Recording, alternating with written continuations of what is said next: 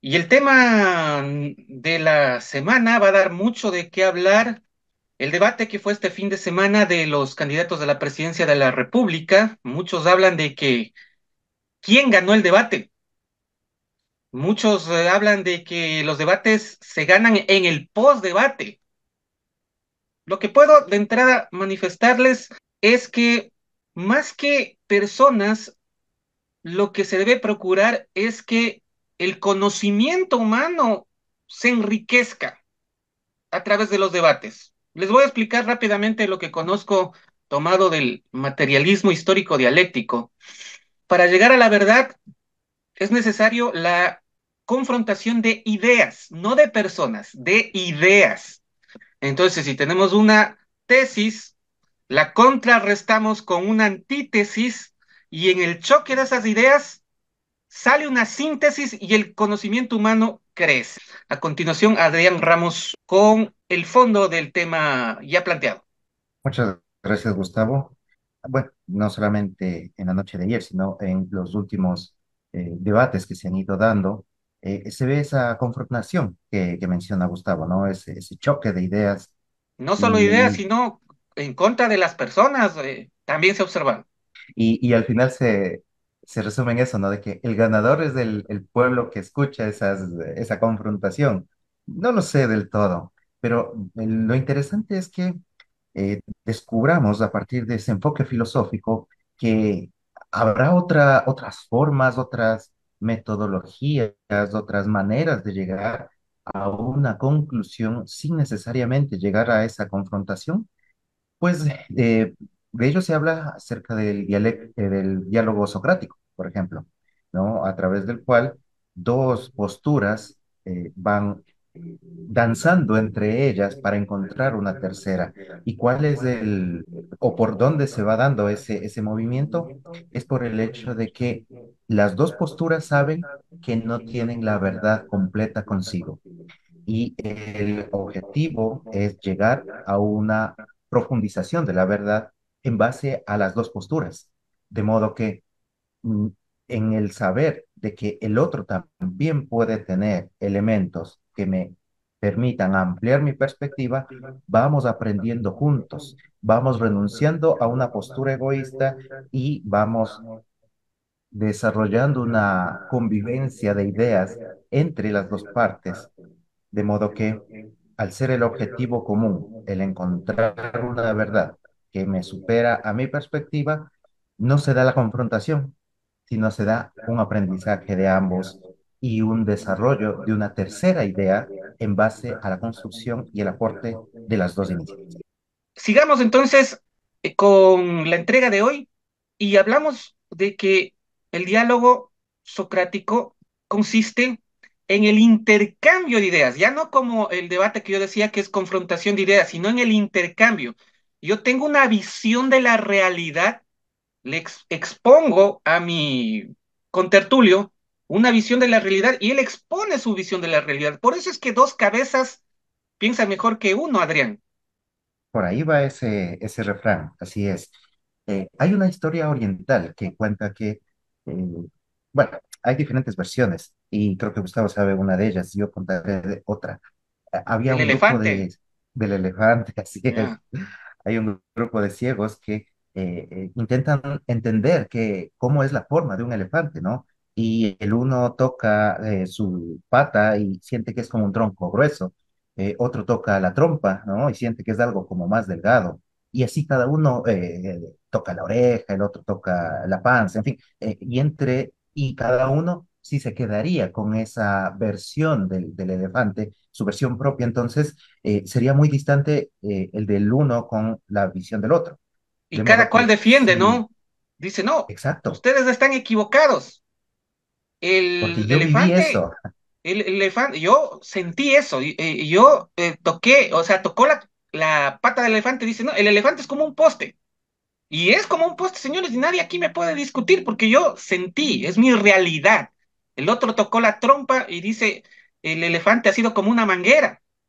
Nadie me puede discutir porque yo lo viví, lo sentí, estoy transmitiendo. El otro tocó la cola, dice, el elefante ha sido como una cuerda. Todos están equivocados. Entonces, cada cual defiende su visión, su parte de la realidad que experimentó en este caso, cuando la verdad es mucho más amplia. Exacto, pero ellos no lo saben o no ven más allá de lo que han sentido sus manos, no van más allá de aquello que han vivido o han experimentado o de aquellos elementos que ha dolido en la vida. ¿No es acaso similar a cuando alguien dice, no, no, es que la vida se trata de hacer dinero? Otro dice, no, es que la vida se trata de disfrutar a la familia. Y otro dice, la vida se trata de aprender y ser mejor. ¿Será acaso que son posturas tan distintas o la vida tiene tantas facetas? ¿O será que cada uno experimenta formas distintas y está en el compartir con otros, en el dialogar con otros para poder entender la magnitud de lo que representa la vida? Lo mismo en elementos tan pequeños como este intercambio de ideas que puede darse. O dando un ejemplo mucho más simple, cuando hay una discusión entre una pareja de una pareja de novios, una pareja de esposos, ¿quién tiene la razón? No, pero es que mira, tú me dijiste esto. El otro dice, claro, pero es que tú me habías dicho esto. Y se van argumentando cada uno su postura de por qué tiene la razón sí mismo y el otro no. Y buscan que el otro reconozca que se equivocó y no se ve la equivocación propia. Algo así es una confrontación que no nos lleva a ningún lado, porque el diálogo socrático en esa discusión sería, a ver, yo me excedí en esta parte, pero tengo una razón de haber actuado de esta manera. Discúlpame por aquello que me excedí, pero también tengo un sentido de haber dicho o haber hecho lo que hice. Sí, yo no me invento ahorita, pero el ceder por una parte y el aprender del otro también va siendo esa herramienta que sirve para lograr el diálogo socrático, que no porque haya sido un elemento que lleva el nombre Sócrates, porque se vuelve famoso en Grecia, no por ello quiere decir que si hace 2500 años servía, hoy ya no sirve. No, es mucho más útil hoy en día cuando vemos tanta confrontación de ideas y de personas que no nos lleva a ningún lado. Y de ahí la importancia también de la filosofía como fundamento y como elemento atemporal. Lo que pasa es que la filosofía clásica es clásica porque no pasa, no es una moda, es un conocimiento que sirve en toda época de la vida humana porque siempre nos hemos enfrentado a los mismos problemas que estamos enfrentándonos hoy en día, quizás hoy en día más agudizados por, lamentablemente, la sociedad se ha venido descomponiendo cada vez más. Hablemos ahora de que cuando no hay mucho argumento fundamentado, se aplica los encantos de la retórica, que es la forma de transmitir el mensaje, que parece que está diciendo bien las cosas, pero muchas de las veces no lo es. Esto lo utilizaban los sofistas, Adrián. Así es. Lo que vemos hoy en día, ¿no?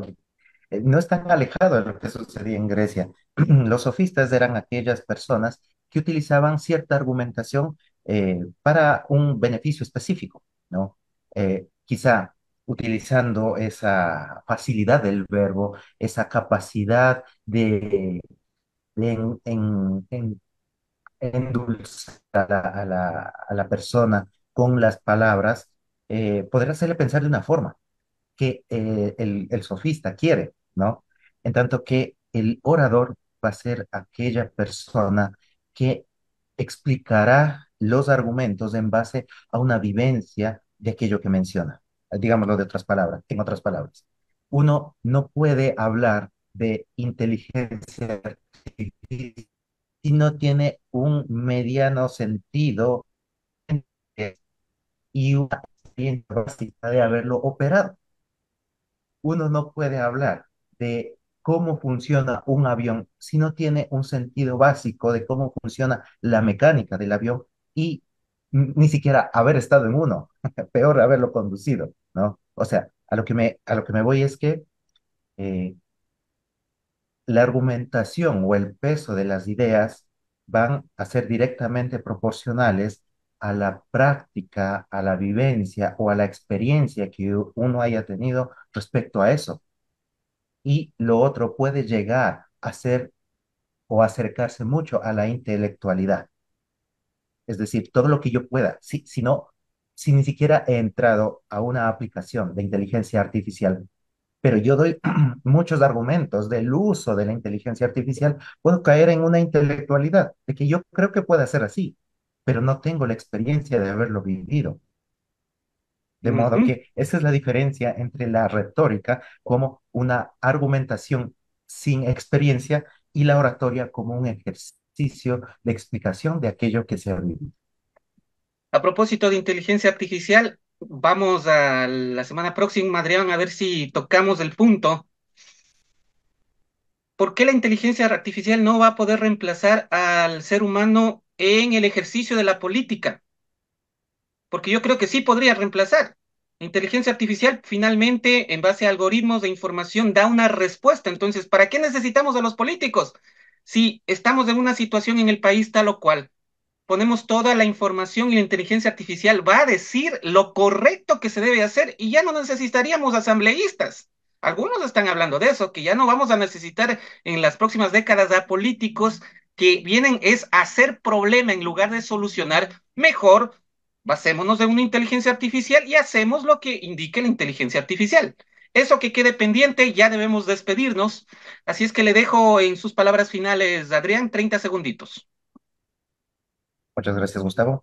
La filosofía es un ejercicio del desarrollo de lo mejor del ser humano, de modo que podamos en cada momento, en cada circunstancia, en cada evento que nos va sucediendo, desarrollar esa reflexión, detenerse a pensar por qué suceden las cosas de esa manera y por qué no de otra. Gracias, Adrián, y a nuestros oyentes por su gentil atención. Pasamos a estudios centrales. Buenos días.